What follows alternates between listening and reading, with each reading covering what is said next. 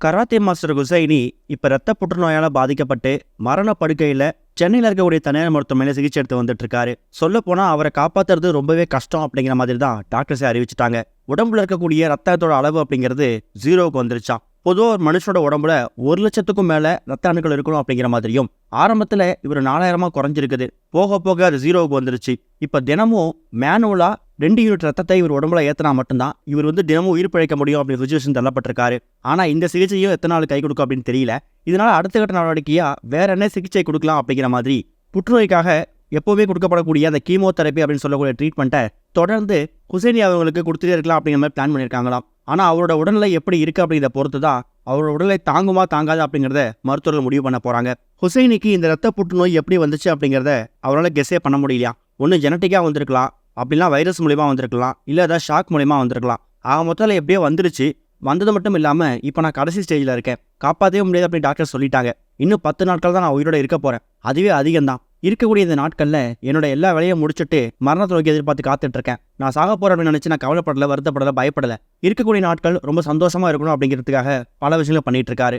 இன்னொரு பக்கம் அவரோட கராத்தே பள்ளியை வித்துட்டு அதில் வரக்கூடிய பணத்தை கராத்தே மாணவர்களுக்கு எழுதி வச்சுட்டாராம். அதே மாதிரி 30 வருஷங்களா அவர் வாழ்ந்த ஒரு மிகப்பெரிய பங்களா வீட்டை 11 கோடி ரூபாய்க்கு விற்க போகிறதாகவும் அதில் வரக்கூடிய தொகையை கொஞ்சம் பகுதியை தன்னோட ட்ரீட்மெண்ட்டுக்காகவும் மீதி தொகையை தன்னோட 3 மாணவர்களுக்கு எழுதி வைக்க போகிறதாகவும் அவரே தெரிவிச்சிருக்காரு.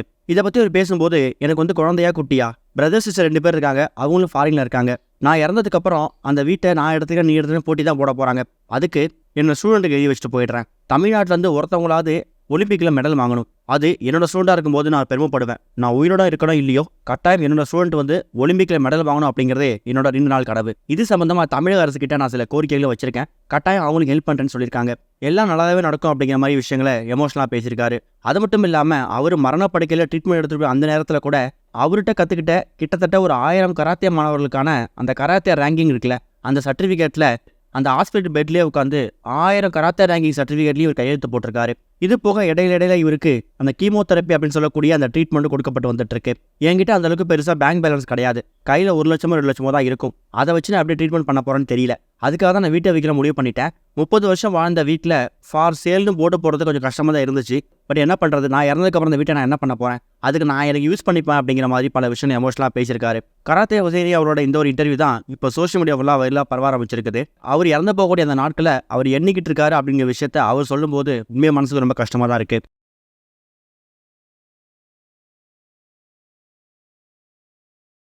இதுவரைக்கும் கனெக்டிங் டிவிக்கு சப்ஸ்கிரைப் பண்ணனா மறக்காமல் சப்ஸ்கிரைப் பண்ணிக்கங்க. உடனடி அப்டேட்ஸ் பெறுவதற்கு நோட்டிஃபிகேஷன் பெல்லையும் கிளிக் பண்ணிக்கங்க.